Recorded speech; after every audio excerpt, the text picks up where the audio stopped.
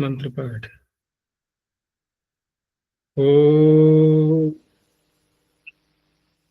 सहनावतु सहनौ भुनक्तु सह वीर्यं करवावहै तेजस्विनावधीतमस्तु मा विद्विषावहै। ओम शांति शांति शांति। प्रथमावृत्ति की 466वीं कक्षा।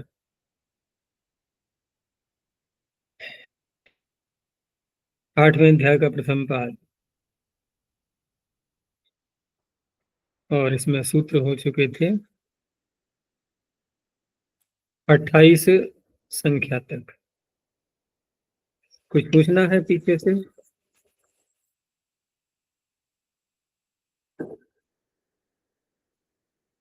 अभी जिस प्रकरण में हम चल रहे हैं, तो यहाँ जो पीछे एक सूत्र आया था, अनुदात्तम सर्वम अपादादौ, तो वहां अनुदात्त का भी अधिकार प्रारंभ हो गया था। उसके बाद फिर हमने कुछ अन्य कार्य किए थे, लेकिन जो जो भी कार्य किए, जैसे कि युष्मद अस्मद के स्थान पर, उन कार्यों के साथ साथ, उन आदेशों के साथ साथ वो अनुदात्त भी होते चले गए। तो दो दो कार्य हो गए। एक तो कोई आदेश करना, किसी शब्द के स्थान पर नया कुछ भी, और साथ में उसका धर्म अनुदात्त वो भी साथ में जोड़ते रहना। लेकिन अब जो आगे यहाँ से प्रारंभ हुआ था, तिंग तिंग सूत्र से मुख्य रूप से है, यहाँ कोई अन्य आदेश नहीं किया गया है, जैसे कि युष्मद अस्मद के स्थान पर हुआ था। यहाँ अब सीधे स्वर का ही प्रकरण एक प्रकार से चल पड़ा है, कोई अन्य आदेश नहीं करना। तो उसमें ये मुख्य सूत्र था कि अतिंग से उत्तर तिंग को अनुदात्त हो जाता है, सर्वानुदात्त, क्योंकि सर्वम शब्द भी आ रहा है। अनुदात्तम सर्वम अपादादो, उसी अनुदात्त को निघात शब्द से भी कहते हैं, ये बताया था मैंने कल। तो ये तो बहुत व्यापक ही सूत्र हो गया है, क्योंकि तिंग से उत्तर तिंग, ये तो भरमार हो जाएगी वाक्यों में। होता ही है, हम प्रयोग करते हैं तिंगंत का, और प्रायः करके तिंगंत का प्रयोग अंत में ही आता है वाक्य में। भाषा में जब बोलते हैं तो क्रिया अंत में बोलते हैं, तो स्पष्ट है कि वो अतिंग से उत्तर ही होगा तिंगंत। तो सर्वत्र ही ये अनुदात्त प्राप्त कराने लगा। अब वहां पर किन किन स्थलों में नहीं करेगा ये कार्य, इसको रोकना होगा, उसके सूत्र आगे प्रारंभ हो रहे हैं। तो पहला सूत्र है उसमें न लुट। अब यहां से निषेध चल पड़ेगा ये, और ये निषेध भी बहुत सूत्रों तक जाएगा, 66 संख्या तक जाएगा ये। तो 66 संख्या तक जाने का अर्थ हो गया 38 सूत्रों तक, ठीक है ना? 66 संख्या तक, 29 से लेकर के 66। तो न लुट, न व्यपदम लुट प्रथम कुछ नामतम। अब निषेध किसका करेंगे? निषेध करेंगे जिसको अनुदात्त किया जा रहा है। किसको किया जा रहा है अनुदात्त? तिंगंत को। तो तिंगंत में लुडंत भी आ गया, लुट लगा लाएंगे तो वो तिंगंत ही बनेगा शब्द।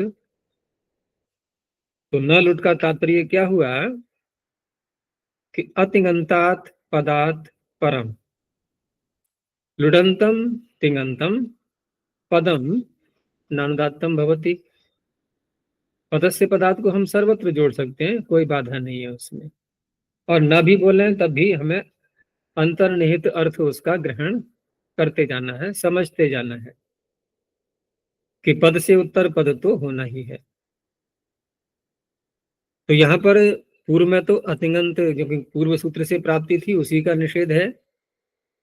तो अतिगंत जो पूर्व पद होगा उससे उत्तर लुडंत तिंगंत यदि आएगा उसको ये अनुदात्त नहीं होने देगा। अब उदाहरण में देख लो, जो वाक्य बना कि श्वः कर्ता, ये श्वः क्यों बोला गया है? जिससे कि पता लगे कि कर्ता में हम लकार ला रहे हैं। त्रिच प्रत्यय से भी तो बन जाता है ना, कर्ता कर्ता रो करता रहा, उसको नहीं लेना है, वो तिंगंत नहीं बना, लुडंत नहीं है वो, इसलिए श्वः साथ में जोड़ दिया, जिससे काल का बोध हो गया, पता लग गया कि भविष्य काल में लुट लकार आता ही है। तो जब इस सूत्र ने पूर्व सूत्र से प्राप्त अनुदात्त का निषेध कर दिया तो अन्य स्वर कैसे रहेगा? तो पीछे भी हम अनेक बार स्वरों की सिद्धि कर चुके हैं, तो उसका ज्यादा यहाँ विशेष विवरण नहीं देंगे ये प्रथमावृत्ति में, क्योंकि ऐसी सिद्धियां तो अनेक बार आ चुकी हैं। तो यहाँ कैसे करेंगे हम? जो प्रक्रिया रहती है कि धातु प्रारंभ में लाते हैं तो धातु स्वर आ जाता है, धातु हो सूत्र से प्रारंभ यहीं से होता है। उसके बाद जब प्रत्यय आना प्रारंभ होते हैं, लकार जैसे आए, यहाँ पर लुट लकार लाए, लुट लकार के स्थान पर तिप कर दिया, तिप के स्थान पर डा भी हो गया, उसके बाद फिर कोई ना कोई विकरण आता है। तो विकरण कौन सा आया? यहाँ पर तास प्रत्यय आया। तो पहले धातु थी अनुदात्त, फिर प्रत्यय आया है जो डा हमने कर लिया था।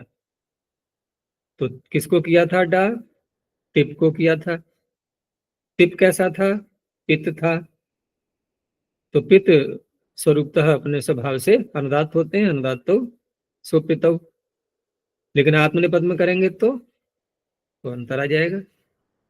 ता तम झ बनाएंगे जब, क्योंकि ता तो वहां पर पित नहीं है, ठीक है ना।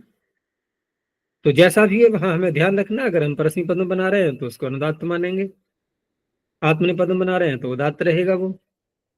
लेकिन जब आगे विकरण आया तो विकरण तो फिर सती शिष्ट स्वर कहा जाएगा ना, वो तो बाद में आया है ना, तो विकरण का स्वर प्रधान हो जाएगा फिर। तो तास प्रत्यय, तास का स्वर क्या रहना चाहिए? फिर उदात्त ही रहेगा। अब यहाँ पर एक चीज अन्य भी ध्यान रखने की है, यहाँ तो खैर लागू नहीं होगी अभी, कि यदि धातु दोबारा बोलो, क्या बोला?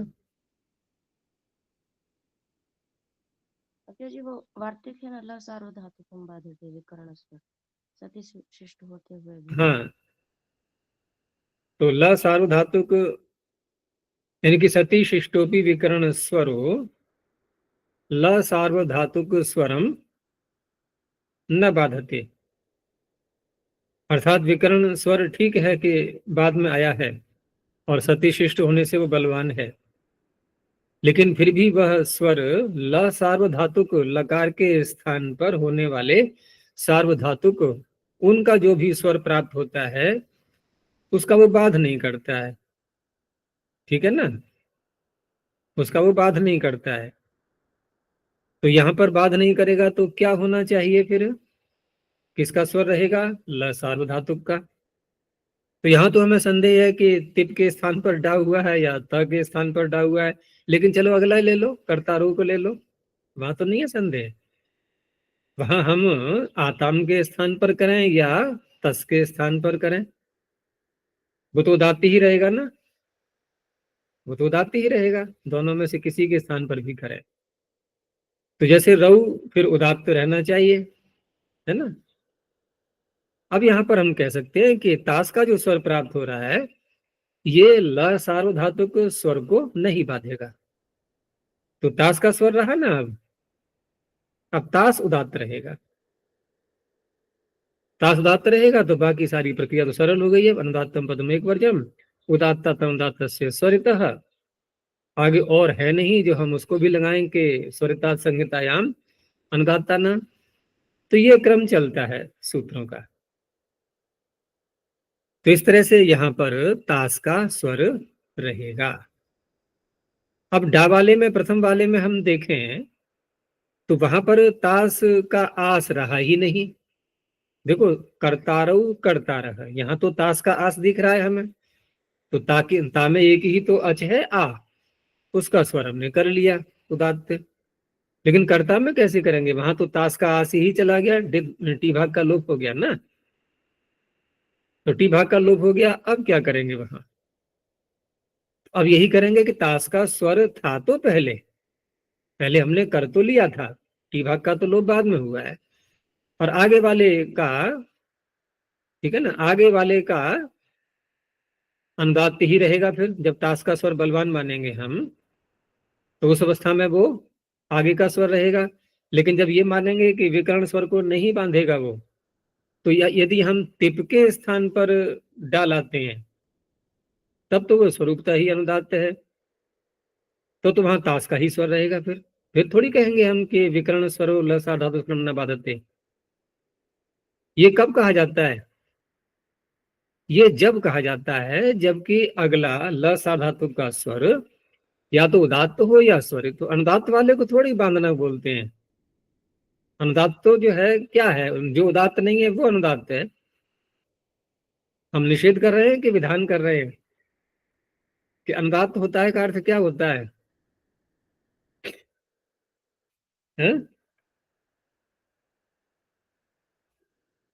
अनुदात्त होता है, इसमें नए समास करके कि न उदात्त अनुदात्त, तो उदात्त को हटा रहे हैं, निषेध कर रहे हैं, या कि अनुदात्त का विधान कर रहे हैं।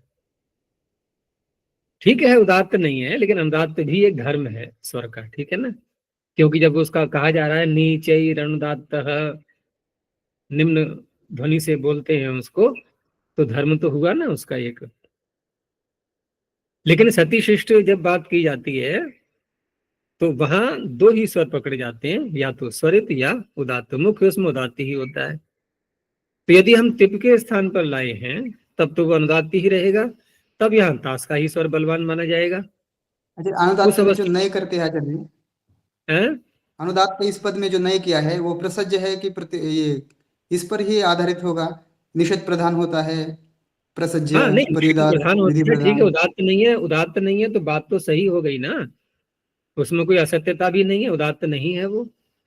उदात्त नहीं है तो प्रश्न उठा बोला कैसे उसको, तो उदात्त जैसे बोला जाता है वैसे तो बोलना नहीं है, लेकिन अन्य कोई गलत सलत ना बोलने लगे तो कह दिया कि नीचे ही रणदात्त है, ठीक है ना, नीचे ही रणदात्त है। अब उसकी पहचान कैसे करेंगे, तो एक रेखा भी उसकी बनाई गई, फिर रेखा के द्वारा ही तो बोध करेंगे उसका, रेखा के द्वारा उसका बोध हो गया। तो इस तरह से यहाँ जो मैंने कहा कि तिप के स्थान पर अगर हम डाल आते हैं तब तो ताश का स्वर रहेगा। उस अवस्था में जब आस का लोप हो जाएगा आ का, तो फिर वो सूत्र लग जाएगा कौन सा, अनुदात्तस्य च यत्र उदात्त लोपः। तेरे माइक खोलते ही मेरी अनुदात्तस्य आवाज च यत्र, आज क्या हुआ है इसमें? अनुदात्तस्य च यत्र उदात्त लोपः। हाँ सूत्र तो तुम बोला बड़े धीरे से डर डर के लेकिन ये आज ध्वनि में हुआ क्या है ये, कि तुम लोगों के मेरी आवाज गूंजते हुए किसी और को सुनाई दी थी अभी, या मुझे ही सुनाई दी है? प्रतिध्वनि होकर के लौट करके आई थी मेरी आवाज इसके माइक खोलते ही। तो यह है कि अनुदात्तस्य च यत्र उदात्त लोपः, इस सूत्र का भी ध्यान रखना होता है कि जिस अनुदात्त के पर रहते उदात्त का लोप होता है उस अनुदात्त को ही उदात्त कर दिया जाता है। तो ता तो उदात्त फिर जो है, ता में जो आ है, ये डा का जो आ है, ये चाहे हम तिप के स्थान पर डाला है चाहे ता के स्थान पर लाए, दोनों ही स्थितियों में रहेगा वो उदात्त ही, ठीक है ना। चाहे उदात्त निवृत्ति स्वर से कह लो, या फिर ल सा धातु स्वर को नहीं बांधेगा ऐसा यदि मानेंगे, जैसे कि त के स्थान पर डा करेंगे, तो फिर है ही वो उदात्त पहले से ही। चलो तो ये हो गया, चलें आगे। अब कुछ अन्य फिर वो समझ नहीं आया, वो विकर्ण स्वर यदि लसारो धातु के यदि अनुदात्त हो तो नहीं ऐसे। देखो त के तब घटेगा ये, त के स्थान पर जब डा करेंगे तब इस परिभाषा को लगाओ कि त के स्थान पर हमने डा किया तो त उदात्त होना चाहिए या कि अनुदात्त होना चाहिए, पहले आया है ना ये, पहले आया तो उदात्त है, ठीक है, मान लिया। अब तास आया बाद में, तो तास बाद में आया तो बाद वाला स्वर बलवान होता है ना, तो तास उदात्त होगा, फिर ता का स्वर हट गया, यानी कि डा का स्वर हट गया, तास का स्वर रहेगा।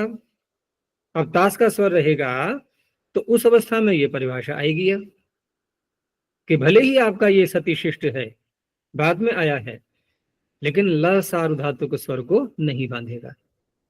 तो कौन रहा उदात्त? डा ही तो रहा, डा उदात्त रहा। और आस का लोप हो गया, तो जिसका लोप हुआ वो अनुदात्त ही तो था, तो हम क्यों लगाएंगे वो अनुदात्त सच यत्र उदात्त लोप। अब दूसरी तरफ आ जाओ परस्मी पद में, कि तिप के स्थान पर हमने डा किया था, तो तिप के स्थान पर डा किया वो तो पित था, वो तो अनुदात्त ही था, और तास आया बाद में, ये उदात्त रहा। अब कहेंगे क्या हम कि ये सतिशिष्ट भले ही है लेकिन ल सार्वधातुक स्वर को नहीं बांधेगा, तो ल सार्वधातुक स्वर कौन सा है? वहां अनुदात्त है, तो अनुदात्त का कोई महत्व नहीं है। बांधने वाली जहां बात आती है वहां उदात्त या स्वरित, इन दो का ही ग्रहण होता है। तो उस अवस्था में जो आस है ये उदात्त रहेगा, ये जो तास का ता में आ है ये उदात्त रहेगा। फिर जब तिप के स्थान पर डा किया है हमने, तब की बात बोल रहा हूं, तास का आ रहेगा उदात्त, और इसका हो गया लोप टी भाग का। अब वो जो डा है जो कि अनुदात्त था, तिप के स्थान पर आया था, अब वो उदात्त हो जाएगा, ये बताया था मैंने।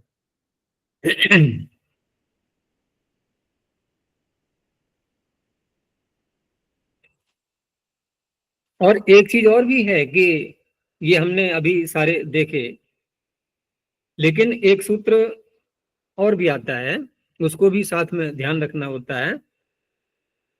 यहाँ हमने परिभाषा लगा तो ली वो कि सती शिष्टोपि विकरण स्वरो ल साधातुक स्वरम न बाधते, लेकिन सूत्र पीछे आ चुका है, बहुत महत्वपूर्ण है, छठे अध्याय में जो आया था कि तास्यनुदात्तेन ङिदुपदेशात् ल सार्वधातुकम अनुदात्तम अल्विंगो हो, ये सूत्र था नहीं था, इसका भी ध्यान रखना होता है हमें। अभी हमने लगाया नहीं था यहाँ पर, ये क्या कहता है? देखो सती शिष्टोपि विकरण स्वर, ये तो हमने समझ लिया कि विकरण स्वर बलवान नहीं हो पाता, सती शिष्ट होने पर भी ल साधातुक स्वर ही रहेगा वहां पर। अब ये सूत्र भी तो बैठा हुआ है साथ में कि तास से उत्तर, अनुदात्तेत धातु से उत्तर, नित धातु से उत्तर, अदुपदेश, अदुपदेश में विकरण भी आ सकता है, शप है, श्यन है, ये सारे जो आते हैं ना, क्षणम है, इनसे उत्तर, तासी अनुदात्तेत ङित अदुपदेशात, चार चीजें हो गई ना, इनसे उत्तर ल सार्वधातुकम अनुदात्तम, हनु और इंग धातु छोड़ दी गई हैं दो, ल सार्वधातु क्या होता है? अनुदात्त रहता है। तो यहाँ क्या ऐसी ही स्थिति नहीं थी? तास से उत्तर नहीं थे ये, पहले ही है उसमें तास शब्द, तास से उत्तर, अनुदात्तेत से उत्तर, अनुदात्तेत तो नहीं कहेंगे क्योंकि धातु नियत है, ये क्री है, हम क्री का रूप बना रहे हैं। अदुपदेश भी नहीं कह सकते यहाँ पर, ठीक है ना, आकार इसमें नहीं है, विकरण में दीर्घ आकार है, फिर आकार भी क्या आस है वहां तो, और ङित भी नहीं है, अनुदात्तेत ङित, ङित भी नहीं है ये, लेकिन तास तो है। तो तास से उत्तर जब ये आ रहे हैं ल सार्वधातुक स्वर, तो वहां पर न बाधते जो पीछे कहा गया था उस परिभाषा के द्वारा, उसने तो कह दिया कि बाध नहीं करेगा ये, अर्थात ल सार्वधातुक स्वर रहेंगे, रहेंगे का अर्थ है उदात्त रहेंगे वो, लेकिन ये कह रहा है कि नहीं, तास से उत्तर है तो अनुदात्त ही रहेंगे सब, ठीक है ना, तास से उत्तर अनुदात्त ही रहेंगे, अनुदात्त रहेंगे तो तास का ही तो स्वर रहा सर्वत्र, यहाँ पर तास का ही स्वर रहेगा, उसके बाद जो आगे अनुदात्त हैं उनको हो जाएगा स्वरित। और एक वचन में तो फिर वो सूत्र लगना ही है कि अनुदात्त सच यत्र उदात्त लोप है, तो ये सूत्र भी यहाँ लगने वाला है। हाँ, ये सूत्र वहां नहीं लगेगा जहां तास का प्रकरण नहीं है, धातु अनुदात्तित नहीं है, इंगित नहीं है, अदुपदेश नहीं है। वहां ये परिभाषा अपना पूरा काम करेगी कि सति शिष्टोपि विकरण स्वरो ल साधातुक स्वरम न बाधते। वहां ये परिभाषा काम करे। तो ये परिभाषा और ये सूत्र, इन दोनों को ध्यान रखना होता है एक साथ, कि क्या हम सूत्र में जो शर्तें हैं उनके क्षेत्र में तो नहीं आ रहे हैं हम, क्योंकि लुट लकार में ताश तो आ ही जाएगा, तो ये सूत्र लगना है ताश अनुदात्तेत इंगित, और धातु अनुदात्तेत है, इंगित है, अदुपदेश है, तब भी हम इसको लगाएंगे। तो आगे भी इस तरह से ध्यान रखना है। चलो, तो ये तो हो गया लुट की बात, हो गई न लुट। अब आगे और निषेध अन्य शब्दों में कहा कि निपातैर यद यदि हंत कुवित नेप चेत चण कच्चिद यत्र युक्तम। निपातैः द्वितीया बहुवचनांतम, यद यदि हंत कुविन नेप चेत चण कच्चिद यत्र युक्तम प्रथम एकवचनांतम। इसमें जो शब्द आ रहे हैं तो उनका विशेषण लगाया गया है निपात। ये निपात होने चाहिए, निपात संज्ञा भी इनकी साथ में होनी चाहिए, क्योंकि अन्य किसी प्रकार से हम बनाते हैं, जैसे वेदों में प्राय करके देखा होगा यत शब्द बहुत आता है नहीं? यदंगदाशुषे त्वमग्ने भद्रम करिष्यसि यत, यद भद्रम तन्नासुव यत, कहाँ कहाँ मिलेगा, बहुत मिलेगा यत। लेकिन वो यत क्या सर्वत्र निपात है? यद शब्द का भी तो रूप होता है, हैं? तो ये निपात साथ में विशेषण लगाना पड़ा पाणिनि को कि निपात होने चाहिए ये। इसमें एक शब्द आ रहा है चण, तो चण में णकार तो अनुबंध है, तो च ही तो रहा। तो ये जो च है और एक च अलग से भी तो होता है, हैं? च माने और, समुच्चयात्मक अर्थ में जो आता है च, तो वहां वो भी च है, लेकिन वो चण नहीं है, वो च है केवल, ये णकार इसमें अनुबंध है। तो ये जो चण वाला जो च है ना, रहेगा तो च ही यहाँ पर, वाक्य में तो च ही दिखाई देगा हमें। ये आता है चेत अर्थ में, यदि अर्थ में। वो च है वो समुच्चय अर्थ में आता है, तो इसलिए यहाँ पर अणकार सूत्र में पढ़ा गया है कि चेत अर्थ वाला चण लेना है। बाकी तो शब्द प्रसिद्ध हैं सब, ये यद, यदि, हंत। हंत जो है ये दुख में बोलते हैं, वो एक श्लोक आता है ना, वो भंवरा जो है उसमें बंद हो जाता है कली के अंदर, ठीक है ना, वो तो अपना वो रस लेने के लिए गया था हाँ, फूल हंत में। हंत कलिनी हाँ, गजोज्जाल। लेकिन सायंकाल होते होते वो फूल, क्योंकि सूर्य जब तक था तब तक तो खिला रहा फूल, वो जब सूर्य अस्त होने लगा तो फूल क्या होने लगा, बंद होने लगा ना, हो जाते हैं रात्रि में बंद फूल, वो भंवरा ही बंद हो गया उसके अंदर। उसको ध्यान ही नहीं रहा कि मुझे उड़ना है, यहाँ से बाहर निकलना है। वो स्वाद में इतना तल्लीन हो गया कि वो भी बंद हो गया। अब बंद हो गया तो रात्रि में क्या करे, वो कल्पना करता रहा, प्रतीक्षा करता रहा कि अब सूर्य निकले और कब ये फूल खिले और मैं उड़ करके बाहर निकल पाऊं, ठीक है ना। भाई प्रतीक्षा कर रहा था अपना जीवन रक्षा करने के लिए, कब मुझे बचने को मिलेगा। तो कवि ने उसको बांधा है अपने श्लोक में। तो कहाँ से प्रारंभ है ये?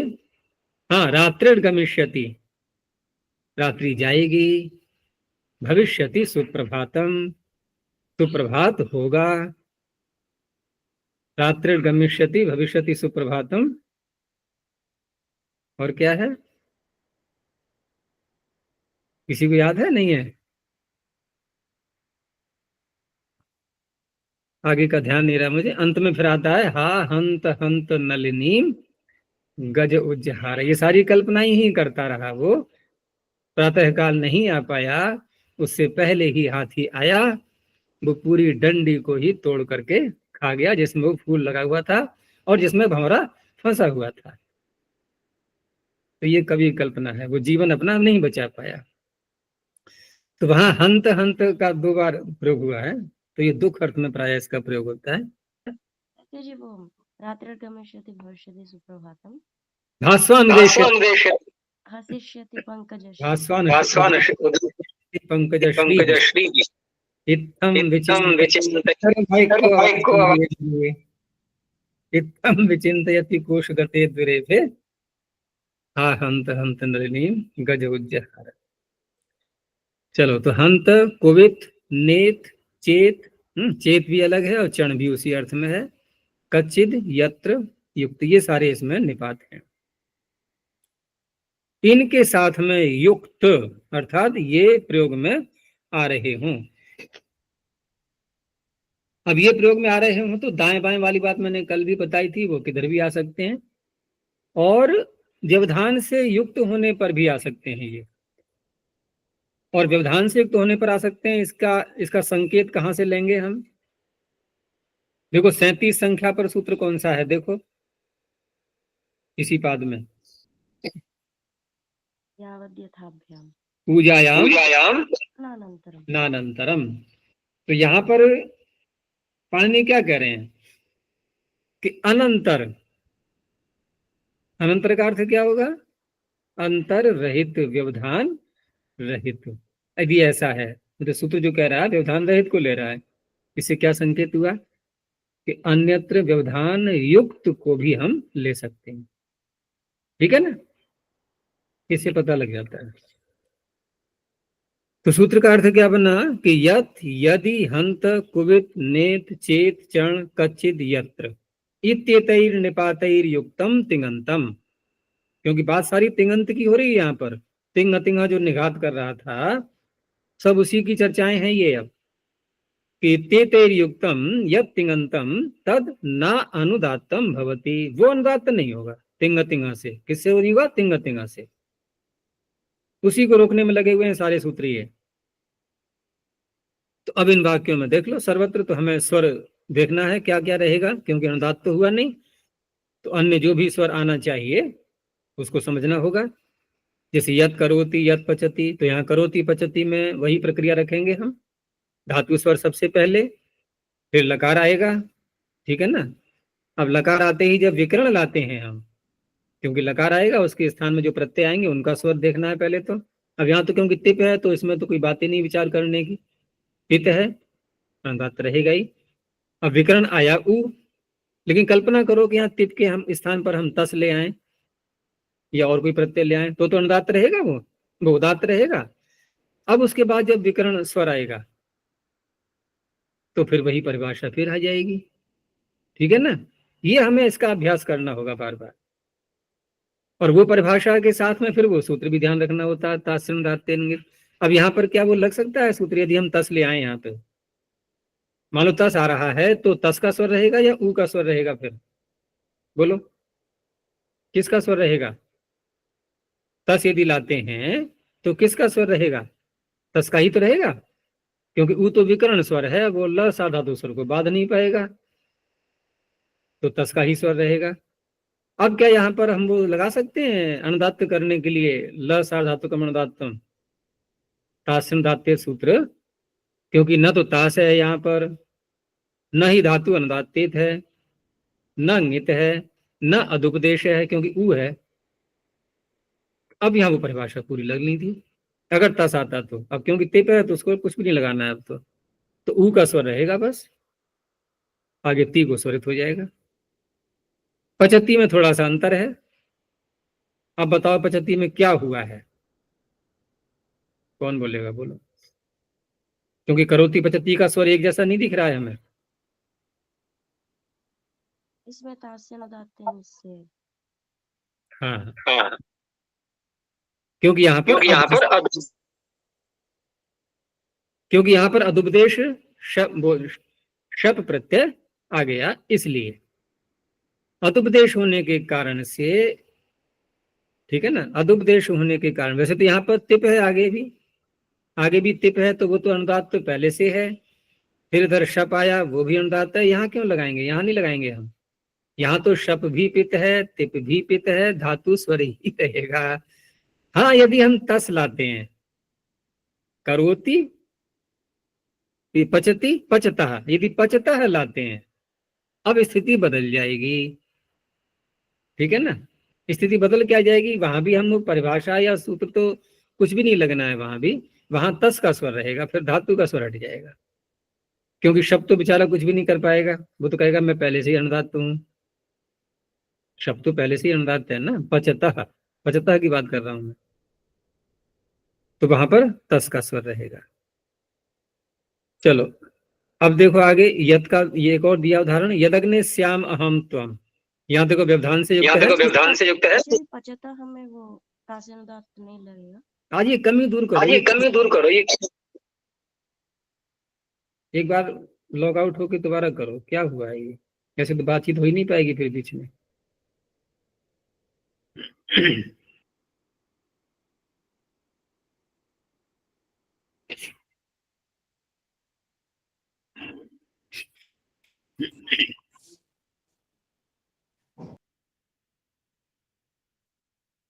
सारे ही लॉग आउट हो गए, एक को कहा था मैंने। अजय जी अब सही है, अब हाँ खुला हुआ है ना माइक, अब मेरी आवाज नहीं गूंज रही है, अब ठीक हो गया। लेकिन एक इसमें से गायब है अभी, उसको भी आने दो पहले, तब पता लगेगा।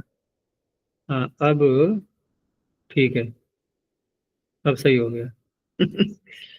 बहुत जोर से गूंजे, जो है बात ही नहीं हो पा रही थी बिल्कुल भी। अजय जी पचता हमें तस अनुदात नहीं होगा तास्य अनुदात से। देखो तास्युन दाते कह क्या रहा है, अच्छा तस को अनुदात करने के लिए, हम्म, हाँ तस को अनुदात करने के लिए, अच्छा हाँ अदुपदेश होने के कारण से, ठीक है। अदुपदेश होने के कारण से वहां पर तस अनुदात रहेगा, तो तस अनुदात रहेगा, शप स्वयं से अनुदात है, ठीक है ना, अदुपदेश होने पर भी वो है तो अनुदात ही स्वयं से, तो अब धातु का ही स्वर रहेगा वहां भी, फिर तो ऐसा ही रहेगा, ठीक है। तो मैं ये कह रहा था, यदग्ने श्याम अहम त्वम में यत अलग है, फिर बीच में अग्नि का व्यवधान आया, यानी कि अनंतर जैसे बात आ रही थी, तो अंतर युक्त होने पर भी हो जाता है। आगे आ रहा है श्याम, यह है तिङंत पद, यदग्ने श्याम अहम त्वम, मंत्र याद किया है ना, बहुत सुंदर मंत्र है, यदग्ने श्याम अहम त्वम, त्वम वा घास्या अहम स्युष्टे सत्या, यह पहले ही मंडल का पहले ही सूक्त का है, तो ऋग्वेद में प्रारंभ में ही है। तो श्याम यहाँ पर आया हुआ है ये, तो श्याम का स्वर रखना है यहाँ, तो श्याम का स्वर क्या रहेगा, श्याम में क्या स्वर होना चाहिए,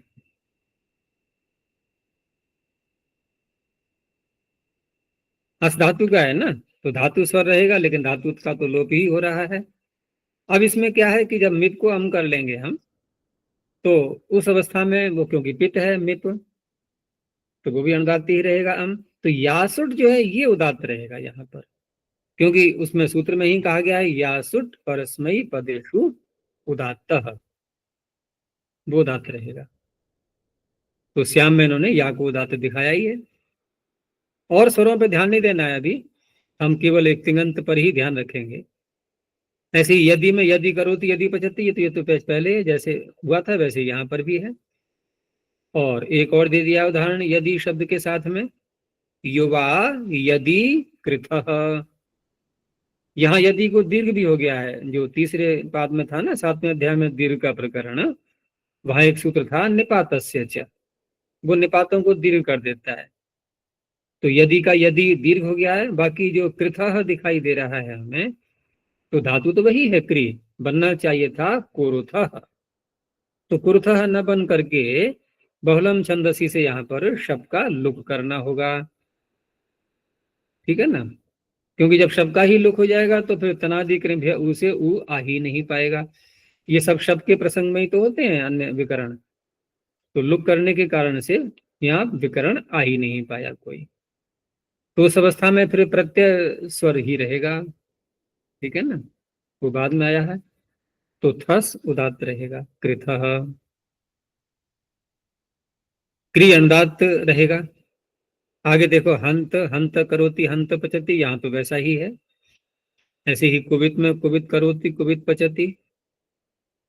आगे नेत का दिया है, ये दो निपातों को मिला के बना है, न इत नेत, ये नेत में वहां प्रयोग करते हैं जहाँ की एक संदेह सा बना रहता है कि कहीं ऐसा ना हो जाए, जैसे बोलते हैं ना हिंदी में, कहीं ऐसा ना हो जाए, कहीं ऐसा ना हो जाए, तो ने जिह्मायंतो नरकम पताम, कहीं ऐसा ना हो कि हम कुटिल आचरण व्यवहार करते हुए और कहाँ गिरे जाकर के सीधे नरक में।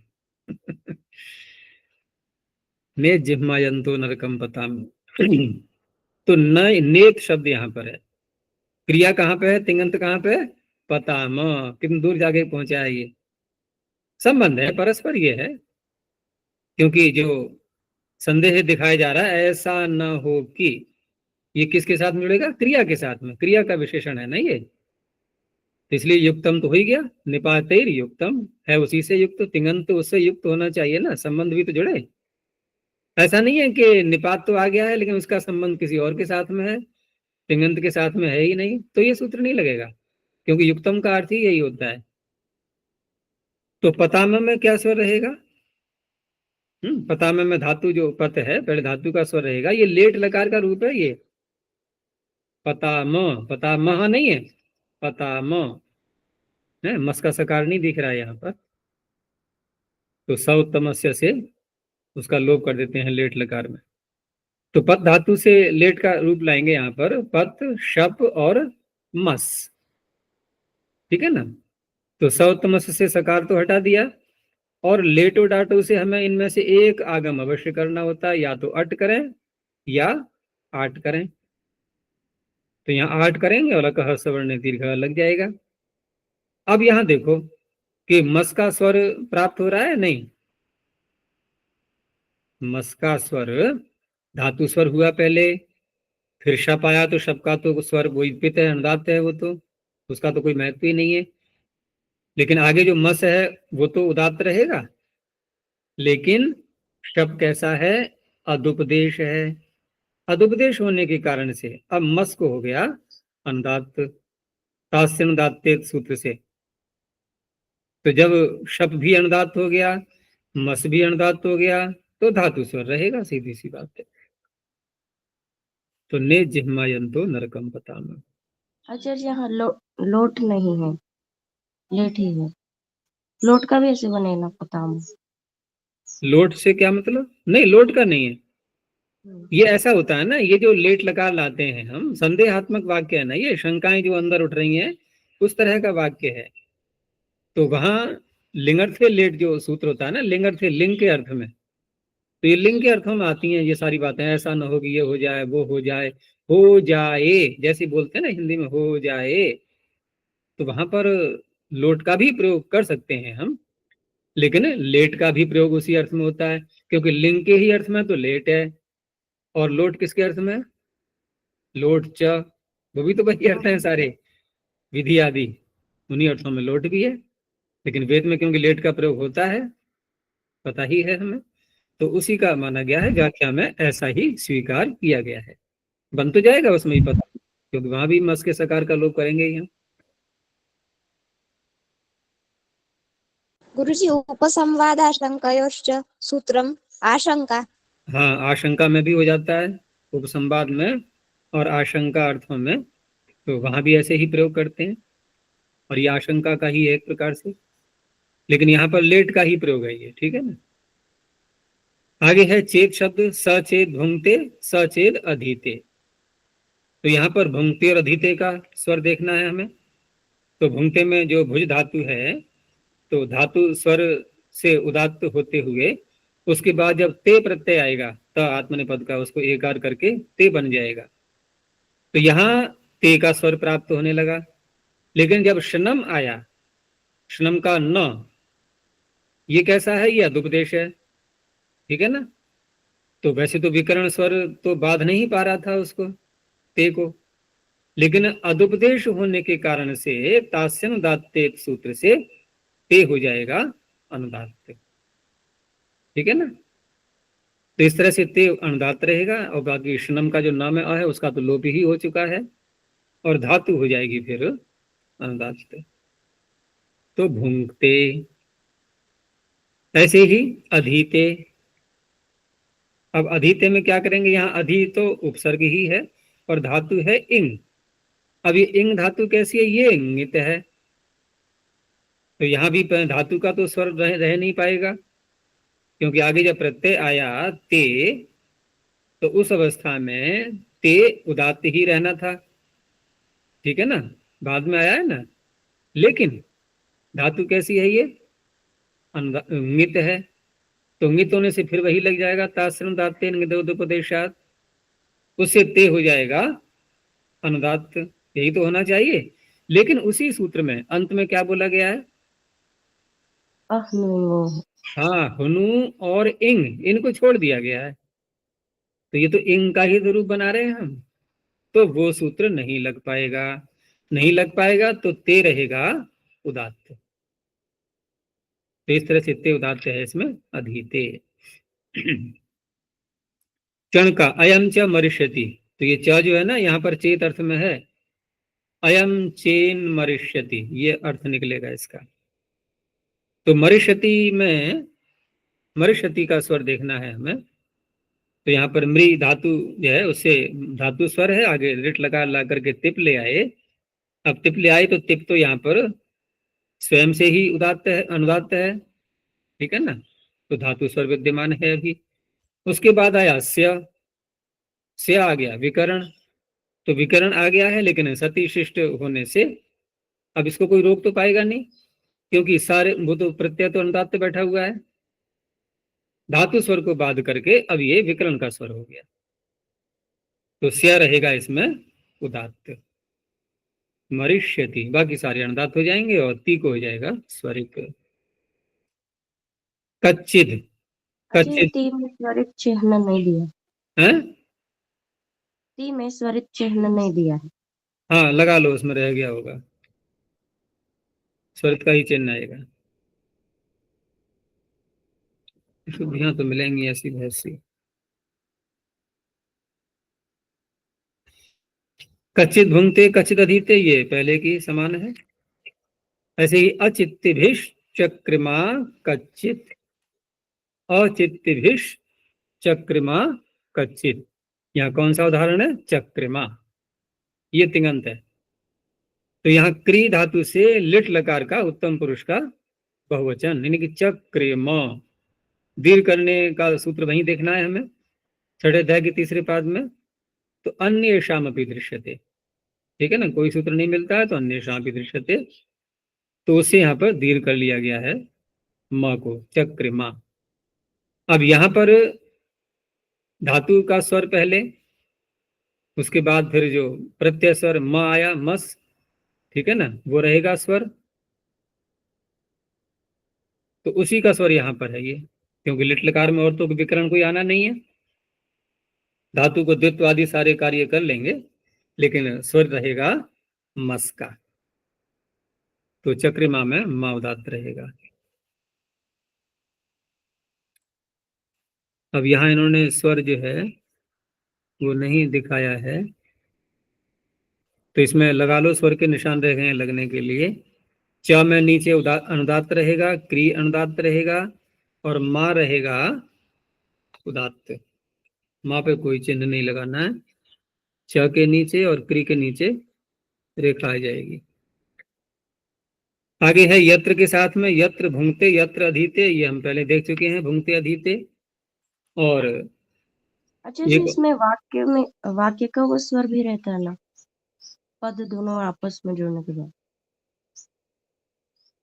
वो हाँ दिखाया तो है इसमें, अब ये उसके आधार पर देखेंगे तो ठीक है, लेकिन अलग से जब सिद्ध करेंगे हम, केवल चक्रमा को निकाल करके अलग से जब इसका स्वर देखेंगे तो उस तरह से ही होगा। लेकिन बाद में अगर हम देखते हैं तो अचित्ति भी आदि में, जैसे ची में जो उन्होंने स्वरित का निशान दिखाया है ना, तो उसको देख करके हम कह सकते हैं कि स्वरिता संहितायाम अनुदात्ता नाम, तो अनुदात्त भी सबकी एक श्रुति हो चुकी है, ऐसा मान करके तो देख सकते हैं। लेकिन अलग से चक्रमा को बनाएंगे तो हमें पता होना चाहिए कि च और क्री इसमें अनुदात्त रहेंगे। यत्र के साथ में यत्र भुंगते यत्र अधीते, और पुत्रासो यत्र पितरो भवन्ति, पुत्रासो यत्र पितरो भवन्ति, तो यहाँ पर हमें किसको देखना है, भवंती को। तो भवंती में क्या हमें दिखाई दे रहा है, किसका स्वर रहेगा, शब भी पित है, तिप भी पित है, धातु का ही स्वर रहेगा, तो पुत्र पिता बन जाते हैं नहीं। पुत्र पिता बन जाते हैं का तात्पर्य यहाँ नहीं, ठीक है पुत्र विवाह होगा तो पिता बन जाएंगे, वो तो एक अलग बात हो गई, लेकिन सभी माता पिता चाहते हैं कि हमारी संतान हमसे अधिक योग्य हो, है ना। और योग्यता से ही मनुस्मृति में भी आया था ना, योग्यता में जो योग्य है वो पिता समान होता है। तो पुत्र भी अगर योग्य हैं तो पिता समान बन जाएंगे वो, तो पुत्रासो यत्र पितरो भवन्ति।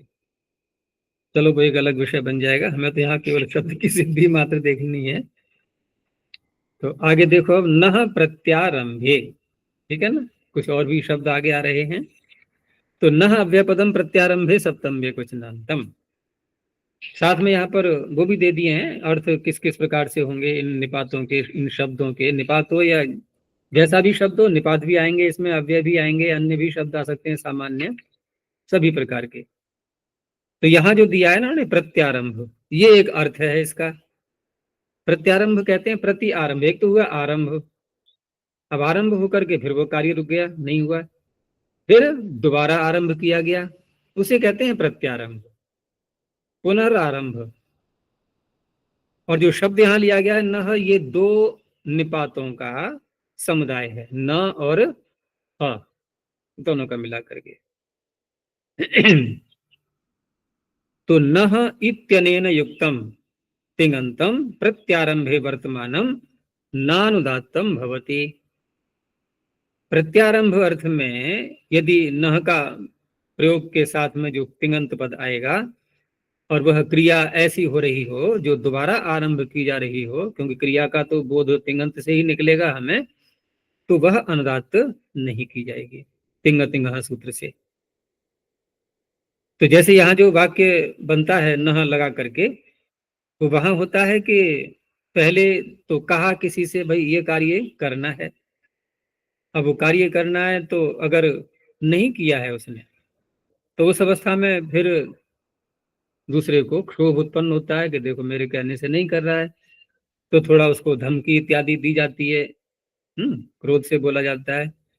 तो उस अवस्था में ये वाक्य कहा गया है नह भोक्ष से नह अध्यक्ष से, भाई पहले कहा गया उससे भोजन कर लो, नहीं कर रहा है, तो देखो नहीं करोगे तो आगे डर दिखाया जाएगा ना, तो अगली बात पूरी नहीं बोली गई है, अर्थात तुम्हें करना ही है भोजन, कहने का तात्पर्य है कि नहीं करोगे। हम हिंदी में भी कहते हैं नहीं नहीं जाओगे यहाँ से, अब तो क्या होगा वो नहीं बता रहे हैं, नहीं जाओगे, इसका अर्थ दूसरे को जाना पड़ेगा, और कमजोर से ही कहा जाएगा ऐसा, नहीं हटोगे, बलवान से कहेंगे ऐसे, वो कहेगा ठीक है नहीं हटूंगा, देख क्या कर लेगा पता। तो न भोक्ष से न अध्यक्ष से नहीं पढ़ोगे, अर्थात पढ़ो, अब जो पढ़ेगा वो, तो ये पुनरारंभ हुआ, क्योंकि पहले भी कहा पढ़ने को, नहीं पढ़ा वो, अब दोबारा कहा जा रहा है। तो यद्यपि आरंभ हुआ नहीं है लेकिन उसे आरंभ करने को कहा जा रहा है, ठीक है ना। कोई कहे आरंभ तो हुआ ही नहीं, धमकी दी जा रही है। तो इस तरह से नह के योग में ऐसे वाक्य बनते हैं। चलो आगे देखते हैं। हाँ, तो भोक्ष से अध्यक्ष से में स्वर का, तो यहाँ पर विकरण का ही स्वर वही रहना है, स्या प्रत्यय जो आया है भोक्ष्य से और अध्यक्ष से दोनों में ही स्या उदात्त है।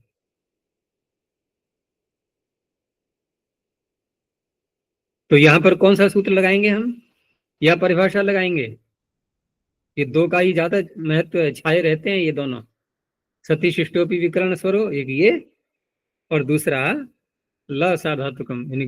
ये जो सूत्र है ना पूरा तासम दाते निगत, ये सूत्र प्रसिद्ध है वैयाकरणों में ल सार्वधातुक शब्द से।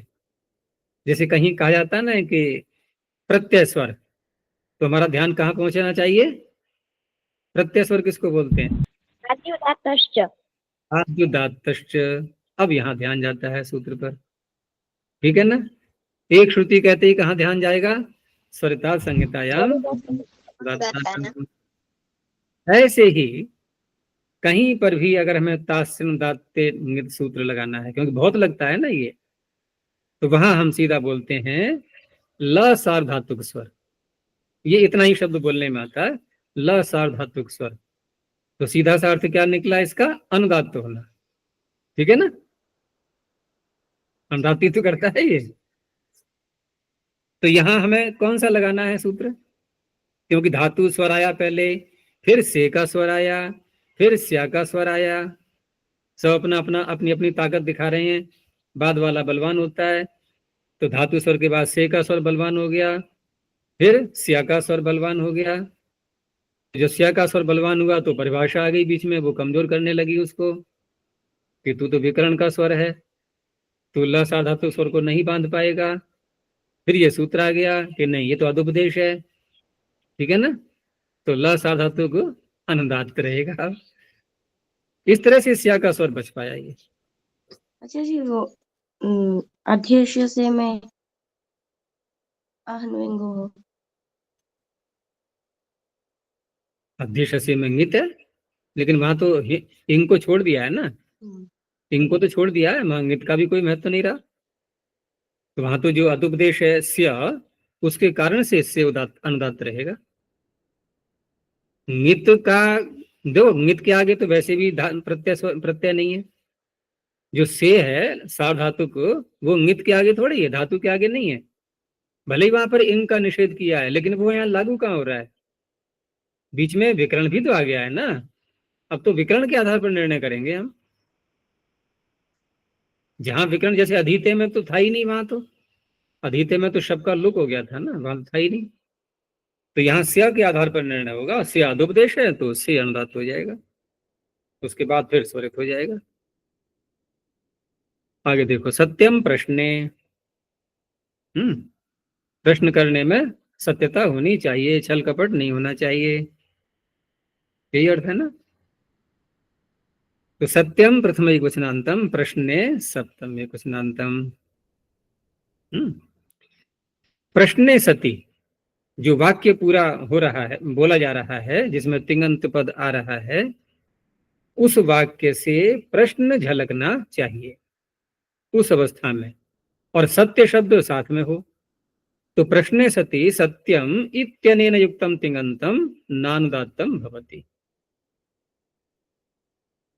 अब यहां पर जैसे वाक्य बोला सत्यम भोक्ष्यसे, एक तो ऐसा है कि हम किसी और को बता रहे हैं कि देखो ये जो व्यक्ति है, ये मैंने पूरा निश्चय कर लिया है बातचीत करके, ये अवश्य ही भोजन करेगा। ये प्रश्न है क्या, यहाँ पर कुछ भी नहीं। तो ऐसे स्थलों पर नहीं होगा ये, तभी तो कहा प्रश्न सती, प्रश्न होना चाहिए। तो प्रश्न में अब यहाँ प्रश्न ही उठाना है, अरे क्या तुम वास्तव में खाओगे, हमें तो लग रहा था नहीं खाओगे। सत्यम भोक्ष से, सत्यम अध्यक्ष से, तो प्रश्नात्मक वाक्य माने जाएंगे ये, तब ये सूत्र कार्य करेगा। और अगर हम यही यूं ही पॉजिटिव वाक्य वैसे ही बोल रहे हैं, एक सकारात्मक रूप में अफर्मेटिव वाक्य होते हैं ना, तो उस तरह से बोलेंगे तो फिर नहीं लगेगा सूत्र ये। जैसे वो श्लोक में मंत्र में आता है ना, सत्यम वक्ष्यति नानृतम, ये सत्य ही बोलेगा, झूठ नहीं बोलेगा। तो ये तो एक स्वीकारात्मक वैसा वाक्य हुआ, एक यथार्थता बताई जा रही है, प्रश्न वहां पर नहीं है। तो प्रश्न होने पर भोक्ष से अध्यक्ष से में तिंग तिंग सूत्र अनुदात्त नहीं करेगा। तो सिद्धि हमने पीछे देख ही चुकी थी, वैसे ही इसका में इसमें स्वर रहेगा। अंगा प्रातिलोम्ये, अंग अव्यय पदम अप्रातिलोम्ये सप्तम एकवचनांत। ये अव्यय है अंग शब्द, और अंग अगी धातु से भी बनता है, ठीक है ना। जो वेद मंत्रों में तो बहुत स्थलों पर आता है,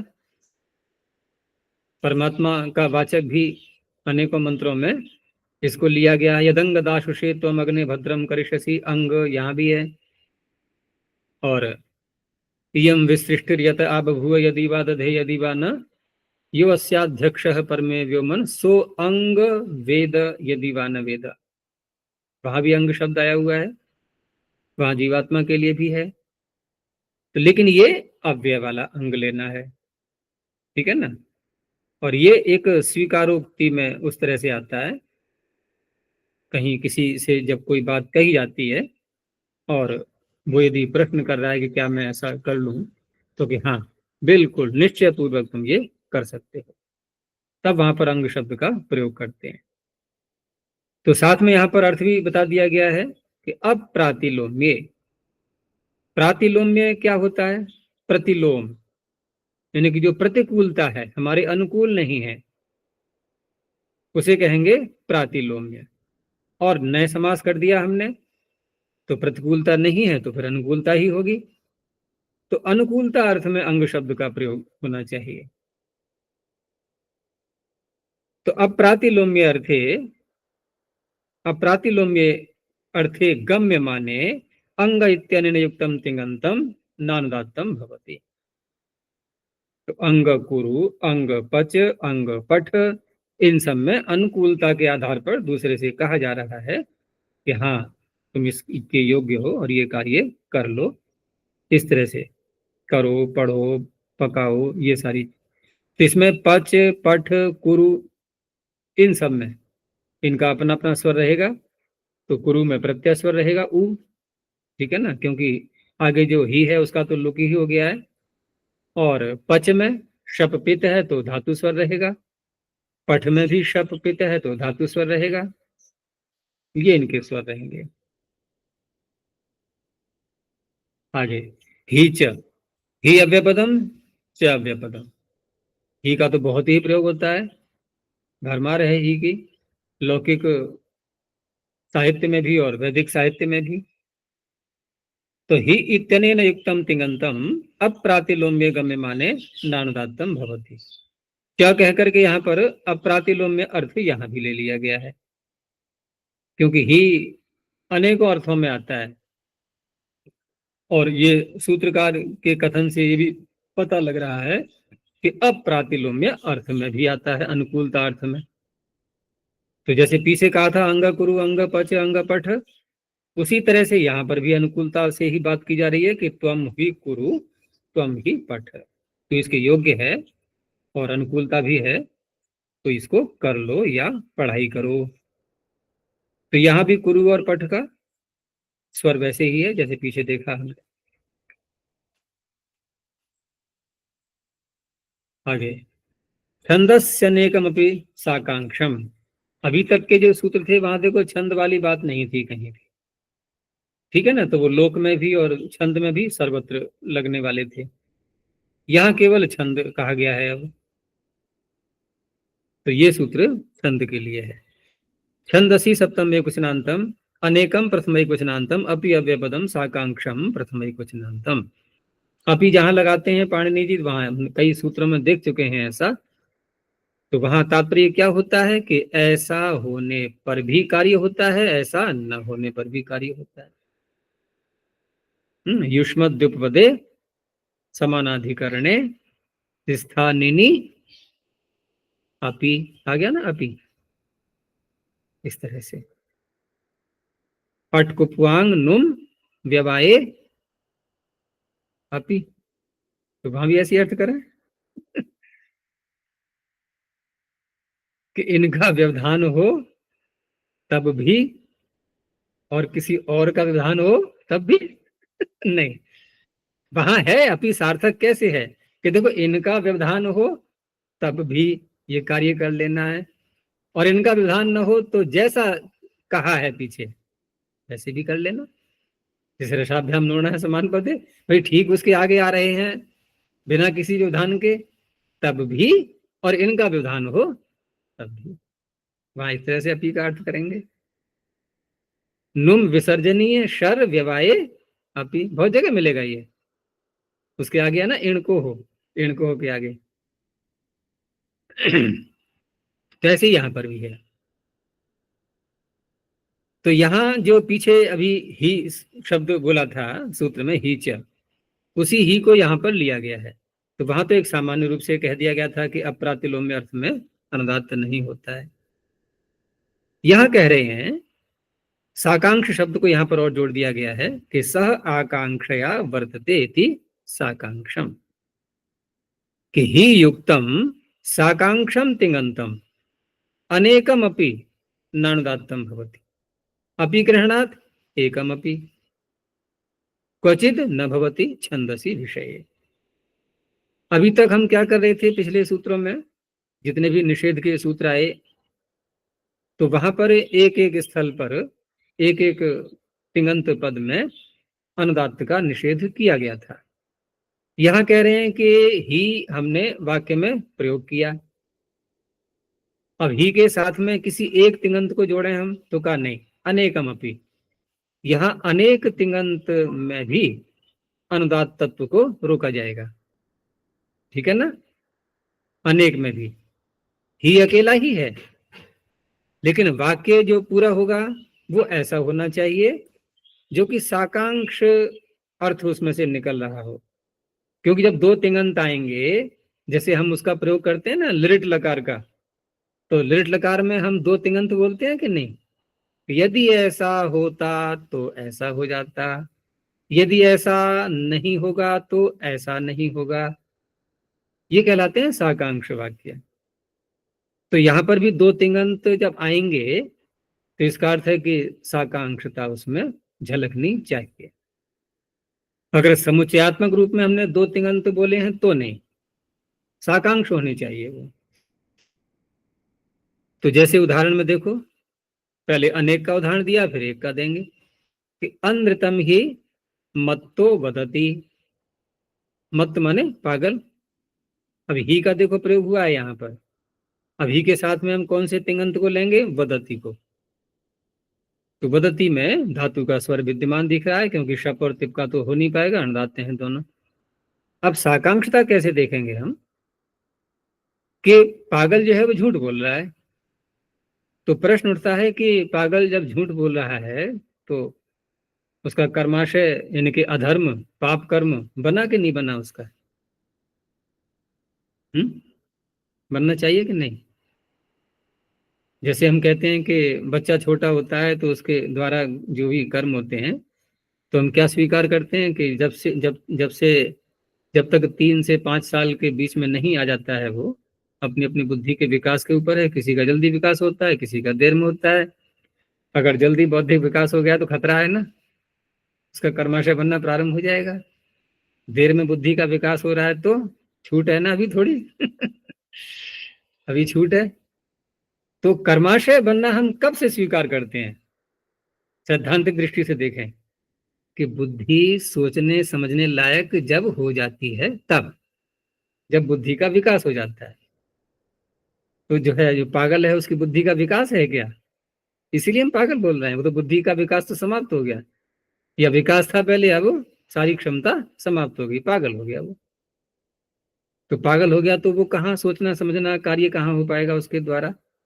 अब मान लो उसने कोई पाप कर्म कर दिया या अनृत बोल दिया, जो कुछ भी उसके मुंह से निकल गया, तो बनेगा कर्माशय उसका, नहीं बनेगा। यही बात यहाँ कही जा रही कि अनृतम ही मत तो बदलती। मत यदि अनृत बोल रहा है तो पापमा एनम विपुनाति,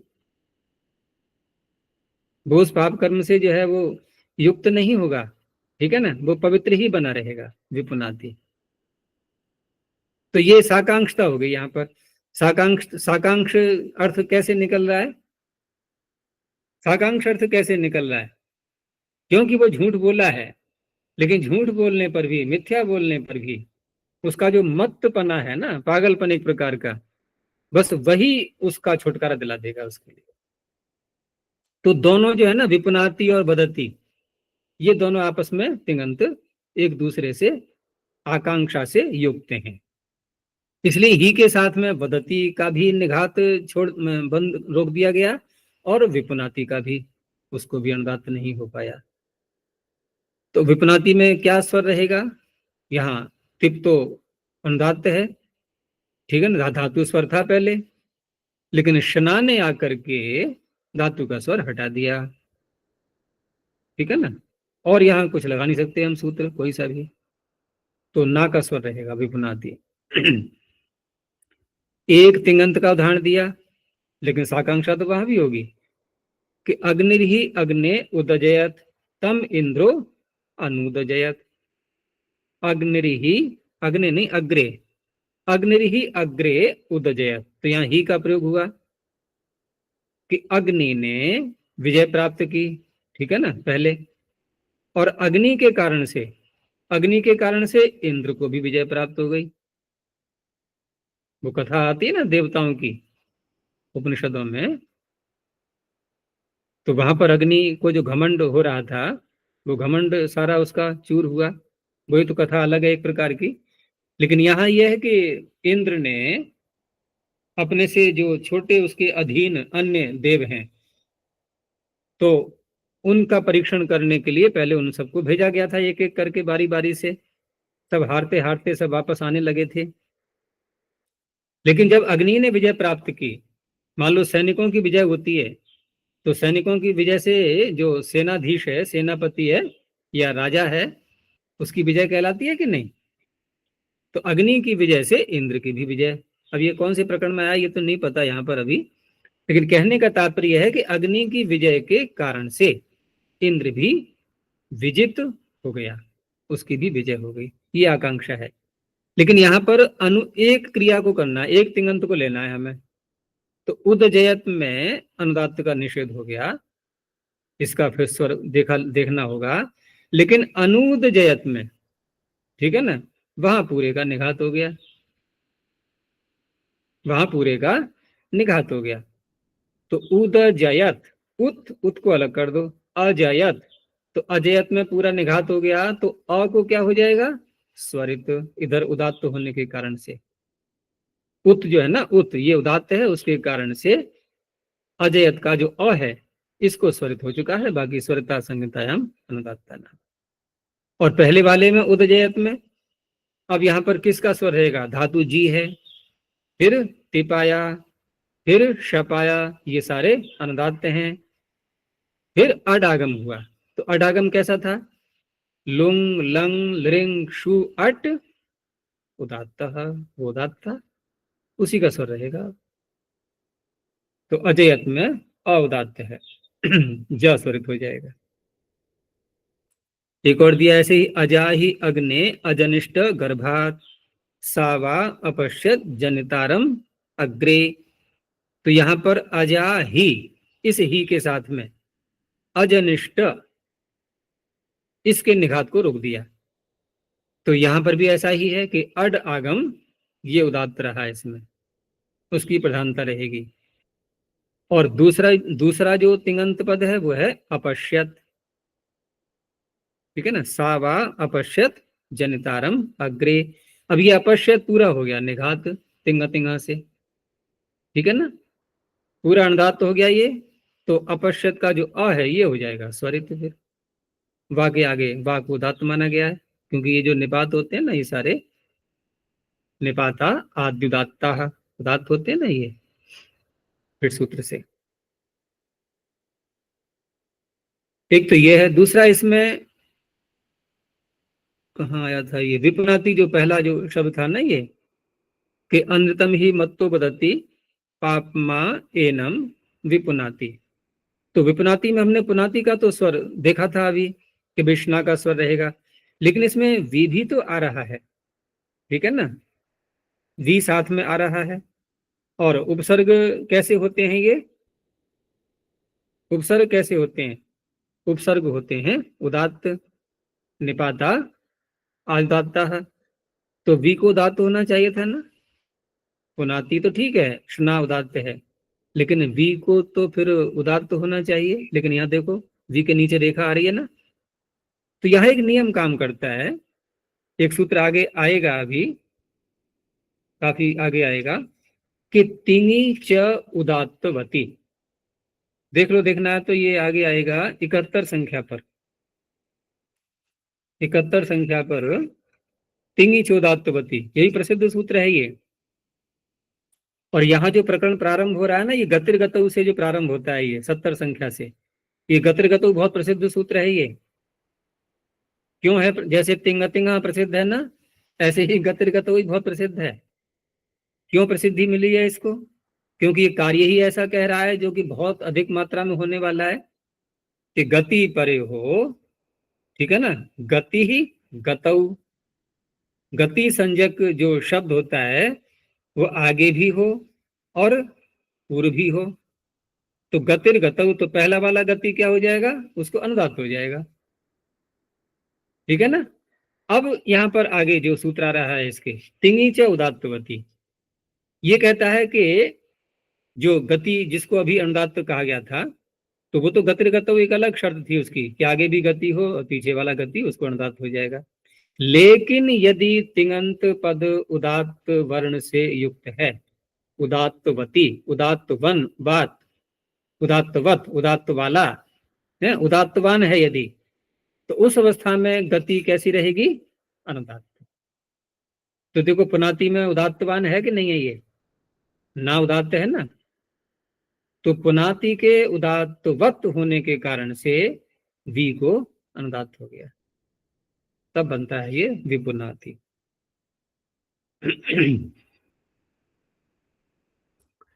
ठीक है, बाकी तो और सामान्य बातें थी वो सब बता ही दी गई। चलो इतना ही रखते हैं अब, अभी तो ये चलेगा प्रकरण स्वर का इस पूरे ही पाद में। प्रणोध्वनि। ओम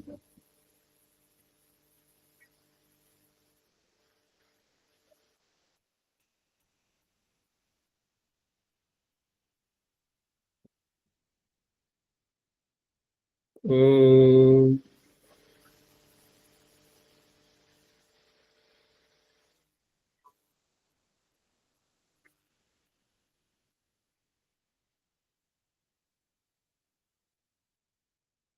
ओम